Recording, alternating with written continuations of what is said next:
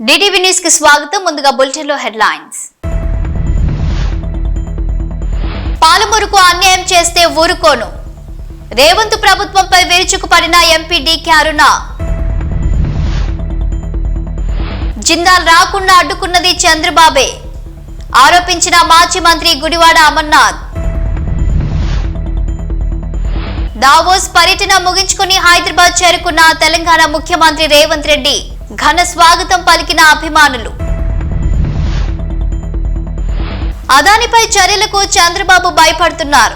జగన్ పాలనలో అదాని అవినీతి చేస్తున్నాడన్న చంద్రబాబు ఇప్పుడు నోరు మెదపరేందుకు? చంద్రబాబుకు వైఎస్ షర్మిల సూటి ప్రశ్న. పాలమూరుకు అన్యాయం చేస్తే ఊరుకోను అన్నారు ఎంపీ డీకే అరుణ. డిమ్డి ఎత్తిపోతలకు ఏదుల నుంచి 1/2 టీఎంసీ వద్దే వద్దు అని ఆమె అన్నారు. కేబినెట్ నిర్ణయంపై పాలమూరులో ఎంపీ డీకే అరుణ గరం అయ్యారు. ఆ విషయంలో కేబినెట్ తీర్మానం నిధుల కేటాయింపును తప్పుబట్టారు ఎంపీ డీకే అరుణ. పాలమూరుకు అన్యాయం చేయాలని చూస్తే ఊరుకోనని, ఇప్పటికే పాలమూరు అప్రోచ్ మార్చి గత ప్రభుత్వం అన్యాయం చేసిందని, ఇప్పుడు ఈ జిల్లా వాడినే అని చెప్పుకునే రేవంత్ రెడ్డి కూడా అదే చేస్తున్నాడని విమర్శించారు. ఏదుల నుంచి 1/2 టీఎంసీ డిమ్డీకి తీసుకెళ్తే పాలమూరు రంగారెడ్డికి తీవ్ర అన్యాయం జరుగుతుందన్నారు. శ్రీశైలం బ్యాక్ వాటర్ నుంచి పాలమూరుకు 2 టీఎంసీల కేటాయింపు చేసి అందులోంచి కూడా మీరే తరలించకపోతే మా పాలమూరు ప్రాంతం ఎడారి అయిపోతుందని, ఈ విషయంలో గత టీఆర్ఎస్ ప్రభుత్వం ప్రయత్నిస్తే ఆనాడు మేము వద్దని వారించామని అన్నారు. ఇప్పుడు వచ్చిన కాంగ్రెస్ కూడా అదే తప్పు చేస్తుందని, ప్రభుత్వం ఈ నిర్ణయం మార్చుకోకపోతే ఊరుకునేది లేదని హెచ్చరించారు ఎంపీ డీకే అరుణ. 5.5 టీఎంసీ హాఫ్ టీఎంసీ తీసుకుంటామన్నారు. అది ఏమాత్రం కూడా సమంజసం కాదు. గతంలోనే దీన్ని మేము తీవ్రంగా ఆనాడు టీఆర్ఎస్ ప్రభుత్వంలోనే తీవ్రంగా వ్యతిరేకించినాం. పాలమూరు ఎమ్మెల్యేలుగా పాలమూరులో ఉన్నటువంటి ఎమ్మెల్యేలు అందరం కూడా రోజు సంతకాలు చేసి ఇంటికి ఇక్కడ నుంచి నీళ్లు తీసుకోవద్దనేటటువంటి విధంగా ప్రతి ఒక్కరం కూడా సంతకాలు చేసి ముఖ్యమంత్రికి ఆనాడు ముఖ్యమంత్రి కేసీఆర్కి ఇచ్చినాము. దాన్ని ఆ రోజు దాన్ని విరమించుకొని ఆపేసిండ్రు. మళ్ళీ ఇప్పుడు కొత్తగా వచ్చినటువంటి కాంగ్రెస్ ప్రభుత్వం మళ్ళీ డిండి విషయాన్ని బయటికి తీసుకొచ్చింది. మళ్ళీ ఏదుల నుంచి 0.5 టీఎంసీ నీళ్ళని తీసుకోవాలనేటటువంటిది కేబినెట్లో తీర్మానం చేసిందని, దీనికి ఆమోదం తెలిపినటువంటిది పత్రికల్లో ప్రధానంగా వచ్చినటువంటి వార్త. దానికి 1700 కోట్లు కూడా కేటాయించినట్టు రాసినారు. ఇది ఏమాత్రం కూడా సమంజసం కాదు. మీరు వాళ్ళకి ఇంటికి తీసుకోండి నీళ్లు, బట్ డైరెక్ట్గా తీసుకోండి అప్రోచ్ నుంచి. ఇక్కడ పాలమూరు రంగారెడ్డికి ఏదైతే అలొకేషన్ ఉందో దాంట్లోకెళ్ళి తీసుకోవడం వల్ల పాలమూరు రంగారెడ్డి ప్రాజెక్టుకు అన్యాయం జరుగుతుంది, పాలమూరు జిల్లాకు అన్యాయం జరుగుతుంది.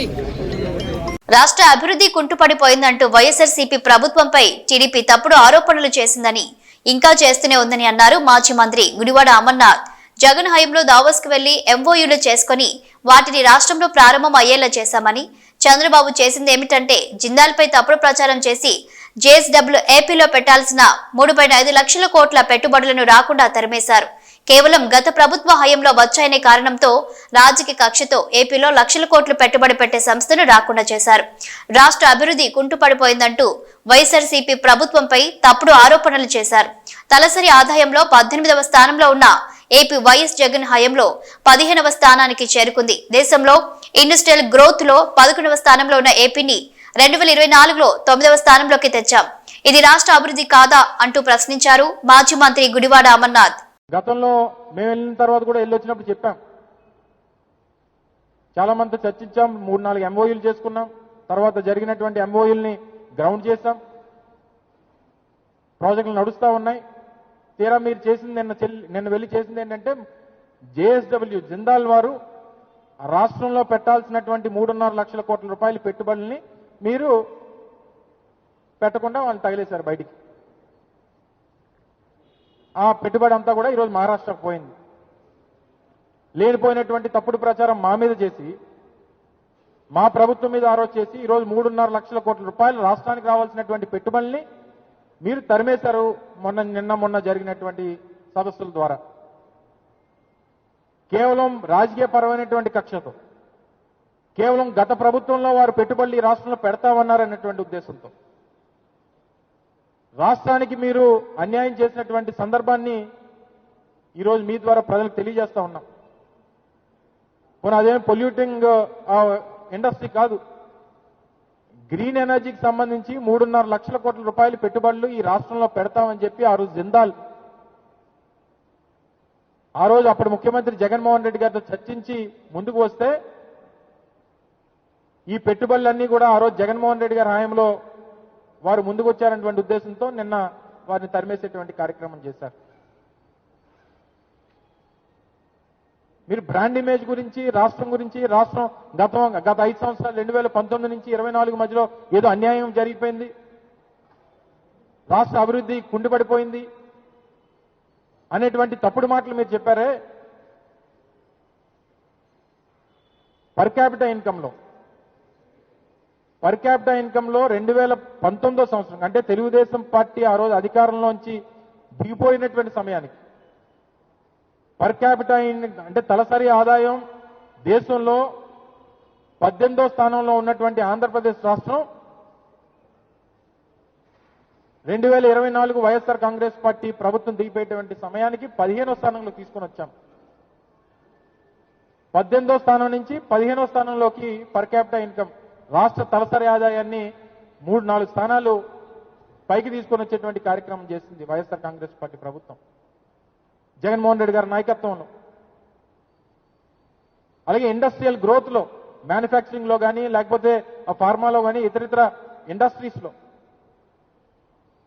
11వ స్థానంలో ఉన్నటువంటి ఇండస్ట్రియల్ గ్రోత్, దేశంలో 11వ స్థానంలో ఉన్నటువంటి ఆంధ్రప్రదేశ్ ని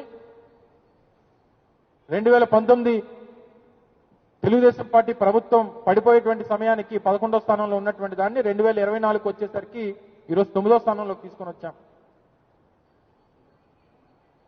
మరి ఈ ర్యాంకింగ్స్ అనేటువంటివి పెరిగినప్పుడు ఇండస్ట్రియల్ గ్రోత్ కానీ, లేదా పర్ క్యాపిటా ఇన్కమ్ కానీ, రాష్ట్రంలో తలసరి ఆదాయం రాష్ట్ర ప్రజలది పెరుగుతున్నటువంటి సందర్భంలో రాష్ట్ర అభివృద్ధి జరిగినట్ట, లేకపోతే అభివృద్ధి కుంటిపడిపోయినట్ట అనేటువంటి దానికి సమాధానం చెప్పాలి తెలుగుదేశం పార్టీ. ఎందుకు దుష్ప్రచారం చేస్తా ఉన్నారు? దావోస్ పర్యటన ముగించుకొని తెలంగాణ ముఖ్యమంత్రి రేవంత్ రెడ్డి హైదరాబాద్ చేరుకున్నారు. దావోస్ పర్యటనలో వివిధ కంపెనీలతో ఎంఓయూ కుదుర్చుకుని వచ్చారు. తన సహచర మంత్రులు మరియు అధికారులతో పర్యటన అనంతరం హైదరాబాద్ చేరుకున్నారు. దీని ద్వారా రాష్ట్రంలో 1,78,950 కోట్లు రాష్ట్రానికి తీసుకువస్తున్నట్లు అర్థమవుతుంది. తద్వారా 49,500 మందికి ఉద్యోగ అవకాశాలు వస్తాయి. అదానిపై చర్యలకు చంద్రబాబుకి ఖచ్చితమైన సమాచారం కావాలట. సమాచారం ఉంటే చర్యలు తీసుకుంటారట. బాబు గారి మాటలు ఈ దశాబ్దపు అతిపెద్ద జోక్ అని విమర్శించారు ఏపీసీసీ అధ్యక్షురాలు వైఎస్ షర్మిల. నాడు ప్రతిపక్షంలో ఉండగా ఏ సమాచారంతో విద్యుత్ ఒప్పందాలపై కోర్టుకు వెళ్లారు? అదానితో చేసుకున్న ఒప్పందాల్లో అవినీతి దాగి ఉందని ఎందుకన్నారు? అదాని పవర్ ఎక్కువ రేటు పెట్టి కొనడంతో రాష్ట్ర ప్రజలపై 1,00,000 కోట్ల రూపాయల భారం పడిందని ఎందుకు చెప్పారు? తాడపల్లి ప్యాలెస్ వేదికగా రాష్ట్రాన్ని అదానికి దోచిపెడుతున్నారు అని ఎందుకు ఆరోపణలు చేశారు? ప్రతిపక్షంలో ఉండగా అదాని మీకు శత్రువు, అధికార పక్షంగా అదే అదాని మిత్రుడు. గత ప్రభుత్వం సెకీతో చేసుకున్న ఒప్పందంతో అవినీతి జరిగిందని, అదాని పవర్ తో చేసుకున్న అగ్రిమెంట్ వెనుక స్వయంగా మాజీ ముఖ్యమంత్రి 1,700 కోట్లు ముడుపులు తీసుకున్నారని అమెరికన్ దర్యాప్తు సంస్థ FBI స్పష్టంగా రిపోర్ట్ ఇచ్చింది. అమెరికన్ కోర్టులో అదానిపై కేసులు కూడా పెట్టారు. ఇంత తతంగం నడుస్తుంటే, అన్ని ఆధారాలు కళ్ల ముందు కనిపిస్తుంటే, అదాని మోసానికి రాష్ట్రమే అడ్డాగా మారితే, మాజీ ముఖ్యమంత్రి నేరుగా అవినీతిలో భాగంగా ఉంటే ఖచ్చిత సమాచారం కావాలని చంద్రబాబు అడగటం రాష్ట్ర ప్రజలను మోసం చేసినట్లే. అధికారం దగ్గర పెట్టుకుని నిజాలు నిగ్గు తేల్చాల్సిన బాధ్యతను మరిచారు. కనీస ఒప్పందాల్లో ఏం జరిగిందో తేల్చడానికి ఏసీబీని సైతం రంగంలోకి దించకపోవడం అదానిని కాపాడుతున్నారు అనే దానికి నిదర్శనం. అదానిపై చర్యలకు భయపడుతున్నారు అనేది నిజం. మోదీ డైరెక్షన్ లో విషయాన్ని పక్కదారి పట్టించారు అనేది వాస్తవమని అన్నారు వైఎస్ షర్మిల. బీజేపీ పార్టీ ఒక మతతత్వ పార్టీ, మతం పిచ్చి ఉన్న పార్టీ, కులం పిచ్చి ఉన్న పార్టీ. మతం పేరుతో, కులం పేరుతో ఎన్ని రాజకీయాలు చేసిందో దానికి బలైపోయిన ఎంతో మంది మైనారిటీలు, గోద్రా అయితేనేమి, మణిపూర్ అయితేనేమి, ఇలాంటి అన్ని చూడడం జరిగింది. బీజేపీ దేశ సంపదని దోచిపెట్టి అదాని లాంటి వాళ్ళని పోషిస్తుందన్న సంగతి ఇప్పటికే అర్థమైపోయింది. అంతేకాదు ప్రభుత్వ వ్యవస్థలను, ఆఖరికి అది ఈసీ అయినా, ఆర్బీఐ అయినా, స్టాక్ ఎక్స్చేంజ్ అయినా, ఈడీ అయినా, సిబిఐ అయినా, ఇన్కమ్ ట్యాక్స్ అయినా, ఇలా ప్రతి ప్రభుత్వ వ్యవస్థని కూడా తమ గుప్పిట్లో పెట్టుకొని స్వార్థ రాజకీయాల కోసం ఎలా వాడుకుంటున్నారో చూస్తున్నాం. ఇవన్నీ సరిపోలేదన్నట్టు ఇప్పుడు మన దేశాన్ని కాషాయమయం చేయడానికి బీజేపీ పూనుకుంది. అందులో భాగంగా దేశ చరిత్రనే మార్చే ప్రయత్నం చేస్తుంది. ఆఖరికి స్వతంత్ర యోధులను కూడా కుట్రతో దేశద్రోహులుగా పోర్ట్రే చేసే ప్రయత్నం చేస్తున్నారు. ఆ క్రమంలోనే ఆఖరికి మహాత్మా గాంధీ గారిని కూడా వదిలిపెట్టకుండా ప్రపంచమంతా ఫాదర్ ఆఫ్ ద నేషన్ అని మహాత్మా గాంధీ గారిని అంతగా గౌరవిస్తే బీజేపీ పార్టీ మాత్రం మహాత్మా గాంధీ గారిని ఒక విలన్ గాను, గాంధీ గారిని చంపిన వాళ్ళని దేవుళ్ళగాను పరిగణించి వాళ్ళకు గుడ్లు కడుతున్నారు. ఇవన్నీ చూస్తున్నాం, ఇవన్నీ గమనిస్తున్నాం. మహాత్మా గాంధీ గారు అహింసావాది అయితే, సత్యం, అహింస, ప్రేమ, సోదరభావం గాంధీ గారి సిద్ధాంతాలు అయితే వీటికి పూర్తి భిన్నంగా హింసా మార్గాన్ని ఎంచుకుంది బీజేపీ పార్టీ. మైనారిటీలు ఉండకూడదు అన్నట్టుగా మసీదులను ధ్వంసం చేయడం అయితేనేమి, చర్చులని నాశనం చేయడం అయితేనేమి, వాళ్ళ మీద దాడులు చేయడం అయితేనేమి బీజేపీకి అలవాటుగా మారిపోయాయి. మహాత్మా గాంధీ గారంటే గౌరవం లేదు, వారి సిద్ధాంతాలంటే విలువ లేదు. కేవలం మహాత్మా గాంధీ గారు కాంగ్రెస్ పార్టీ నాయకుడు కాబట్టి ఆయన లెగసీ కాంగ్రెస్ పార్టీకి తాకకూడదు అన్న ఉద్దేశం, ఆ అడ్వాంటేజ్ కాంగ్రెస్ పార్టీకి రాకూడదు అన్న వికెడ్ ఇంటెన్షన్. అంబేద్కర్ గారిని కూడా వదిలిపెట్టలేదు. అంబేద్కర్ గారు వర్గాల వాళ్ళలో వెలుగులు నింపిన వాడు. అంబేద్కర్ గారు ఈ రోజు మన దేశంలో అన్టచబిలిటీ లేదు అంటే దానికి కారణం అంబేద్కర్ లాంటి గొప్ప నాయకులు. అంతేకాదు మన రాజ్యాంగాన్ని రూపొందించిన వారు. ఈ రోజు మనకు ఓటు ఉంది అన్న, సమాజంలో ఈక్వాలిటీ ఉంది అన్న, జస్టిస్ ఉంది అన్న, ఇవన్నీ రాజ్యాంగం మనకిచ్చిన హక్కులు. సమాజంలో అందరూ స్వేచ్ఛగా, సమానంగా, సగర్వంగా బతికే అవకాశం మనకు రాజ్యాంగం ఇస్తుంది. అంతటి అంబేద్కర్ గారిని కూడా పార్లమెంట్ లో ఎంత హేళన చేశారో, ఎంత అవమానించారో ఇవన్నీ చూస్తున్నాం. బేసిక్ గా దళితులు అంటేనే పడదు బీజేపీ పార్టీకి. దళితులంటేనే చిన్న చూపు బీజేపీ పార్టీకి. కులగణన చేయాలి అని కాంగ్రెస్ పార్టీ ఎప్పటి నుంచో అడుగుతుంది, డిమాండ్ చేస్తుంది, కానీ ఇంతవరకు చేపట్టలేదు. ఇలా అనేక రకాలుగా దళితులనైతేనేమి, దేశ ప్రజలనైతేనేమి, రాజ్యాంగాన్నైతేనేమి నాశనం చేసే ప్రయత్నం చేస్తుంది బీజేపీ పార్టీ. అందుకనే ఈ రోజు కాంగ్రెస్ పార్టీ ఈ పోరాటాన్ని చేపట్టింది. విచిత్రం ఏమిటంటే మన రాష్ట్రంలో బీజేపీ పార్టీ ఎక్కడో లేదు. బీజేపీ పార్టీ బాబు, జగన్, పవన్ వీళ్ళల్లోనే ఉంది. మన రాష్ట్రంలో ఎంతమంది ఎంపీలు ఉంటే అంతమంది బీజేపీ పార్టీకే మద్దతు ఇస్తున్నారు. అది తెలుగుదేశం కానివ్వండి, వైసీపీ కానివ్వండి, చంద్రబాబు గారైనా, జగన్ గారైనా, పవన్ కళ్యాణ్ గారైనా, వివిధ పార్టీల్లో ఉండి కూడా బీజేపీ ఇంత ఘోరంగా చేస్తున్నా కూడా ఈరోజు అదే పార్టీకి మద్దతు ఇస్తూ అదే బీజేపీ పార్టీకి గులాంగిరి చేస్తున్నారు. అందుకే ఈరోజు కాంగ్రెస్ పార్టీ మీ అందరి మద్దతు కూడా కూడగట్టుకుని ప్రెసిడెంట్ గారికి ఒక రెజల్యూషన్ పంపించి అమిత్ షా గారు రిజైన్ చేసేటట్టు, బీజేపీ పార్టీ క్షమాపణ చెప్పేటట్టు ఒక రెజల్యూషన్ కూడా ఈరోజు పాస్ చేయాలని నిర్ణయించి మీ అందరినీ ఆహ్వానించడం జరిగింది. మరొకసారి వచ్చిన ప్రతి ఒక్కరికి మనస్ఫూర్తిగా స్వాగతం, మనస్ఫూర్తిగా కృతజ్ఞతలు. Thank you. AP deputy CM Pawan Kalyan Singapore consulate general Edgar Pang సమావేశం. AP deputy CM Pawan Kalyan Singapore consulate general Edgar Pang కలిశారు. సంయుక్త అభివృద్ధి, పరస్పర సహకారం వంటి అంశాలపై చర్చలు ఎడ్గర్ పాంగ్, పవన్ కళ్యాణ్ మధ్య జరిగాయి.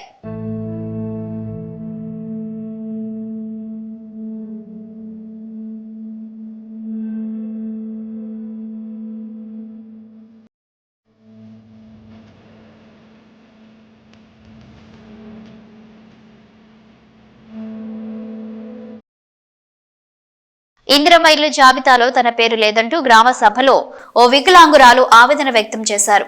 కోదాడ మండలం కూచిపూడి గ్రామ సభలో ఆమె మాట్లాడుతూ ఎన్నిసార్లు అప్లికేషన్ పెట్టినా ఇందిరమ్మ ఇల్లు రాలేదని అధికారులను నిలదీసింది. ఆ వికలాంగురాలు మాలాంటి వాళ్ళకు అధికారులు ఇల్లు రాకుండా చేస్తున్నారని మండిపడిందామె.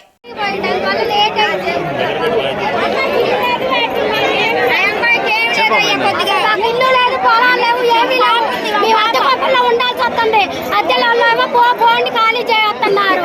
అసలు మాలాంటి వాళ్ళకి ఎప్పుడో ఇల్లు రావాలి, రాకుండా చేశారు ఊరు పెద్ద మనుషులు అందరు కలిసి. ఏం చేయాలి అందరికి చెప్పా కూడా, మీడియాలో కూడా ఇచ్చా కూడా నేను ఆదుకునే వాళ్ళే లేరు. అసలు నాకు పాప కూడా వికలాంగుల పాప కూడా పుట్టింది. ఆ పాపని ఎట్ట చదువుకోవాలి, ఎట్ట పెంచుకోవాలి, ఎట్ట చేయాలి. మాలాంటి వాళ్ళకి ఇల్లు ఇప్పిద్దామని లేదు. అసలు ఎక్కడికెక్కడ తిరిగా నేను చదువుతాయన్ని కలెక్టర్ ఆఫీస్ కూడా పెట్టాను మీరు అప్లికేషన్, మరి కోదాట మున్సిపల్ ఆఫీస్ లో పెట్టే అప్లికేషన్, మరి సూర్యాపేట జిల్లాలో పెట్టే అప్లికేషన్, అవన్నీ నా కార్డు పనులు కూడా ఇప్పుడు తెచ్చాయన్ని చూపిద్దామని తెచ్చాయన్ని. అసలు ఓట్లు అయితే కావాలి, ఏ మాయ అయితే మమ్మల్ని అయితే ఆదుకునే వాళ్ళు లేదనమాట. కరీంనగర్ జిల్లా జమ్మికుంటలో సీఐ మరియు ఓ వ్యక్తి మధ్య ఫోన్ కాల్ ఆడియో ఒకటి వైరల్ గా మారింది. ఓ సీఐ మరో వ్యక్తికి సంబంధించి దాదాపు 10 నిమిషాలు నిడివి ఉన్న ఆ వీడియో జిల్లా వ్యాప్తంగా ఇప్పుడు చర్చనీయాంశంగా మారింది.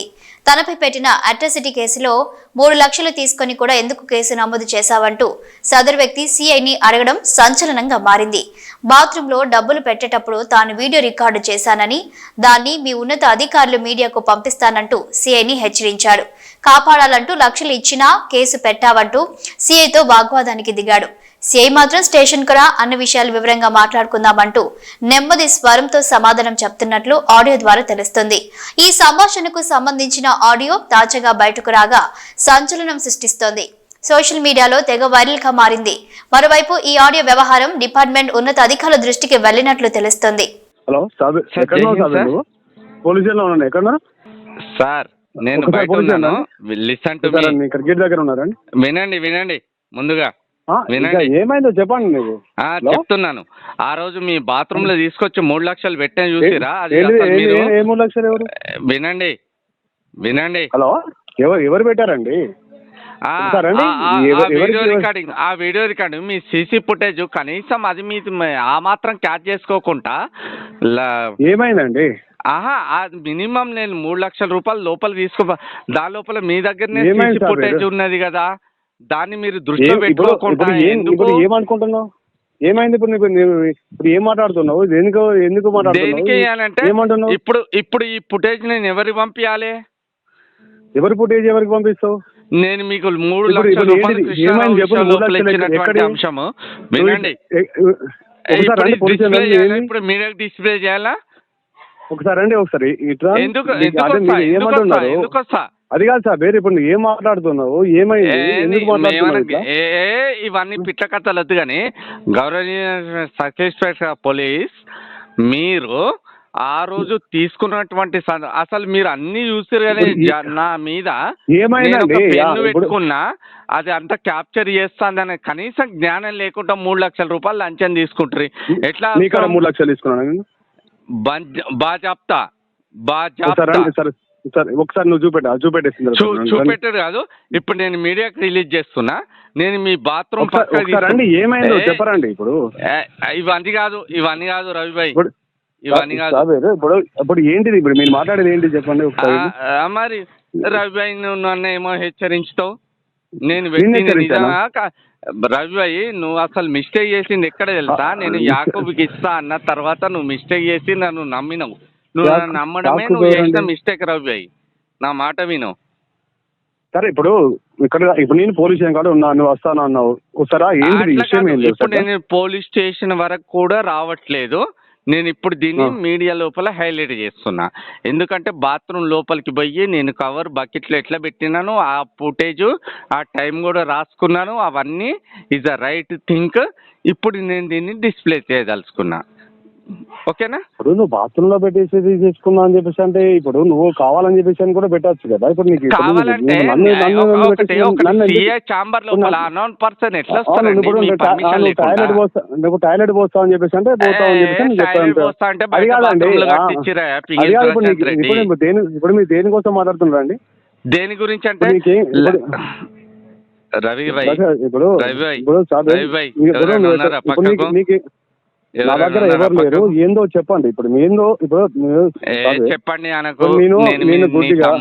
ఇవన్నీ అదు అని పిట్ట కథలు.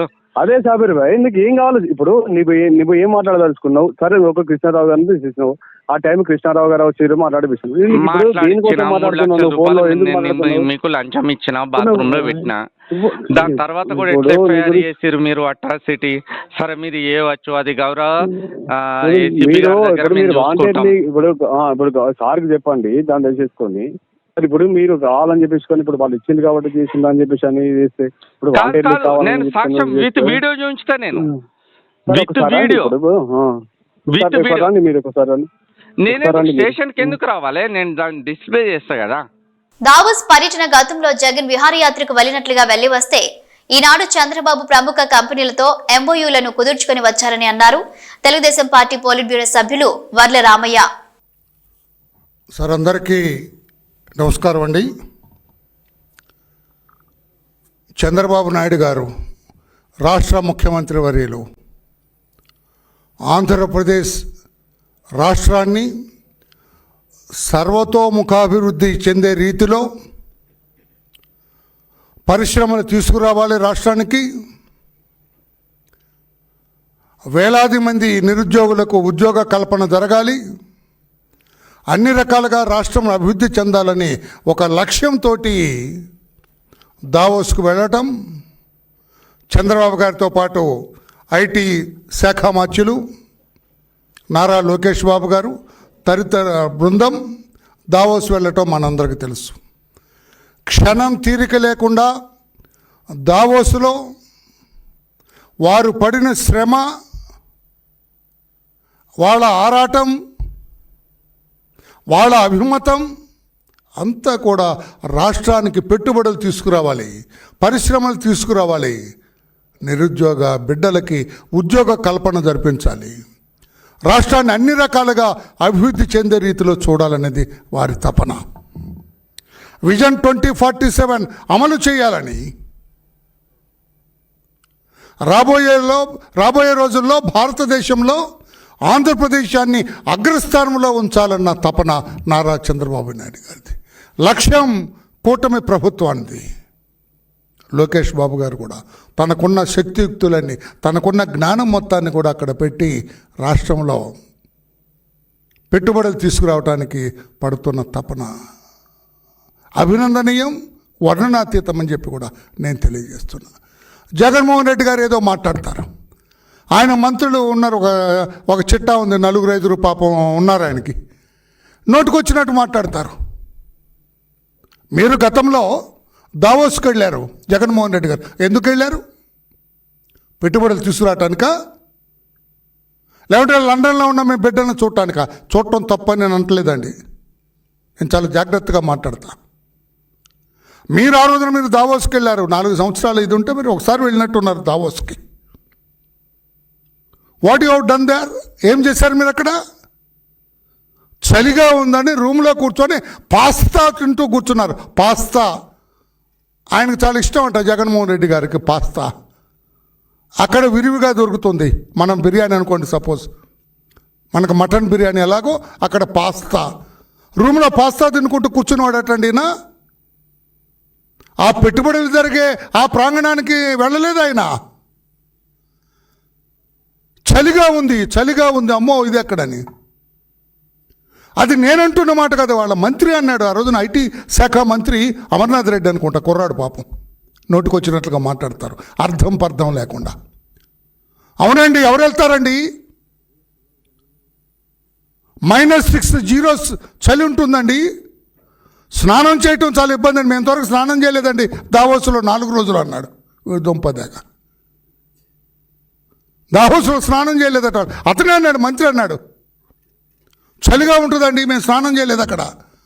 ఎక్కడ లోకేష్ ఏది జగన్ గారిని బయటకు రమ్మని ఎక్కడ అడగను, అంత చలి ఉంటే అన్నాడు ఆయన. అంటే దిస్ షోస్ మీకు ఎంత ఇంట్రెస్ట్ ఉంది రాష్ట్ర ప్రజల మీద. రాష్ట్రాన్ని అభివృద్ధి పథంలో నడిపించాలన్న ఆలోచన ఎంతటిది మీది అని చెప్పి నేను అడుగుతూ ఉన్నా. ఈ రోజున -6 ఉంది అక్కడ. చలిలో వణుకుతూ కూడా ఆ వయసులో చంద్రబాబు నాయుడు గారు క్షణం తీరిక లేకుండా పెట్టుబడులు రండి అని చెప్పి పెట్టుబడిదారులకి ఆయన మాట్లాడటం, ఎక్కే గడప దిగే గడప. ఆయన కలవటానికి ఎంతమంది పెట్టుబడిదారులు పరుగులు తీశారు. Bill Gates, I'm very happy to see you mister CBNG అన్నారు ఆయన.